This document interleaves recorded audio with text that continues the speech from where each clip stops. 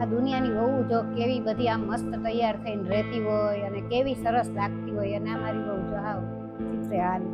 આ મનીષા, આ કઈક તૈયાર થઈને તો રે, કઈક સારા કપડાં તો પહેર.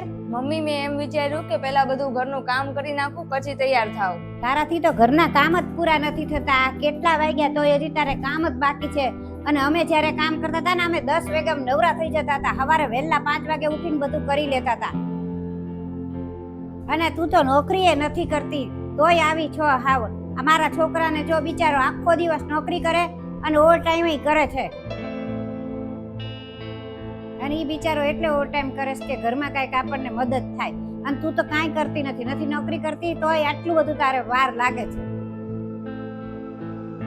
અને તને એમાંય નથી થતું કે હું નોકરી કરું, ભાવિનને મદદ કરું, કાંઈક 2 પૈસા ઘરમાં આવે તો એને બિચારાને ટેકો રે કે નહીં? મમ્મી, મેં તો તમને પહેલા જ કીધું હતું કે હું નોકરી કરું, પણ તમે ના પાડી. લે, કેટલું ખોટું બોલેસ તું. જો તો ખરી, મેં તો એટલા માટે કીધું તું કે તું ઘરમાં થોડોક ટાઈમ આપીયો, એટલે કીધું તું. મને એવી થોડીક ખબર હતી તને ઘરે જ રહેવું ગમશે, તારે તો આરામ કરવાની હવે તને ટેવ પડી ગઈ. મમ્મી, તમને એવું લાગે કે મારે જોબ કરવી પડશે તો હું કરી નાખીશ, મને કાંઈ વાંધો નથી. અને મારી જોબ કરવાથી ભાવિનને સારું રહે તો હું જોબ કરવા તૈયાર છું. હા તો કરી લે નોકરી, હું ક્યાં ના પાડું છું.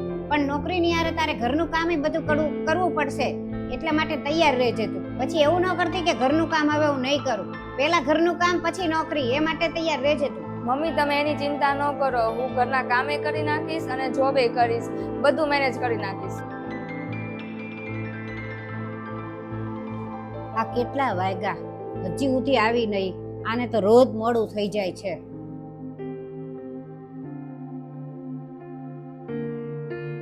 ક્યાં હતી મનીષા તું? આમ જો તો ખરી કેટલું મોડું થયું. ક્યાં ગઈ હતી તું? હું ક્યારની તારી રાહ જોઉં છું, ખબર છે તને? મમ્મી, મારે ઓફિસમાં એક જરૂરી મીટિંગ હતી એટલા માટે થોડુંક મોડું થઈ ગયું. આ તારું રોજનું બાનું થઈ ગયું છે, બધું મને ખબર છે. આખો દી મીટિંગના ચક્કરમાં ન્યા રહેશ તું.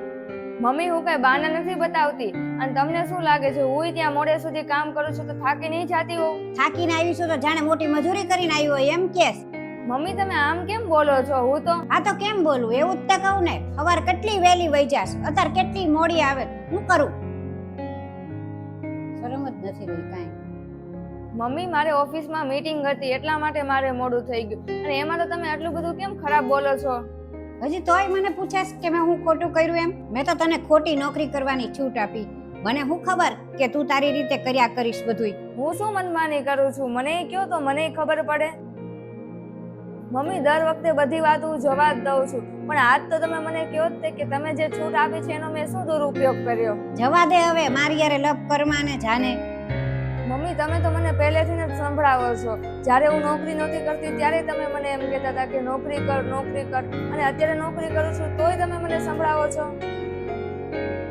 મમ્મી, હું ત્યાં મજા કરવા માટે નોકરીએ નથી જતી. આ ભાવિનની મદદ થઈ જાય ને એટલા માટે હું નોકરીએ જાઉં છું. અને તમને શું લાગે છે કઈ નોકરી કરવી સહેલી છે? હું સવારે વહેલા જાગીને બધું કામ કરીને નોકરીએ જાઉં છું, કારણ કે તમને છે ને એને કઈ કરવું ન પડે એટલા માટે. અને નોકરીએથી આવીને તે હું બધું કામ કરી નાખું છું જે બાકી હોય છે.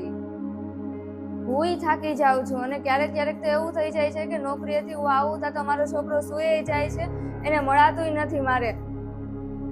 જ્યારે હું નોકરી કરવા નહોતી જાતી ત્યારે તમને શાંતિ નથી, અને અત્યારે હું જાઉં છું તોય તમે એક મોકો નથી મૂકતા મને સંભળાવવાનો. મમ્મી, તમને એવી વહુ જોવે છે કે જે નોકરી કરે ઈ, કે એવી નોકરાણી જોવે છે કે જે તમારી બધી વાતમાં હાય હા કરી રહે?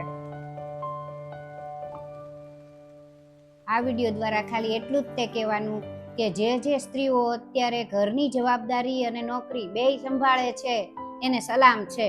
એ બહુ જ અઘરું છે બંને વસ્તુ કરવી, કે ઘરના કામ કરવા અને નોકરી કરવી બહુ અઘરું છે. પોતાના છોકરાને ટાઈમ નથી આપી શકતી, નથી ઘરમાં હરખું ધ્યાન રાખી શકતી, નથી નોકરીમાં. બધી બાજુથી એને દબાણ આવે છે. એટલે મિત્રો, ખાલી એટલું જ કહેવાનું છે વિડીયો દ્વારા કે એવી બધી જે સ્ત્રીઓ નોકરી કરે છે એને થોડો સાથ સહકાર આપવો દરેકે. બાકી વિડીયો ગમ્યો હોય તો લાઈક કરજો, શેર કરજો, સબસ્ક્રાઈબ કરજો.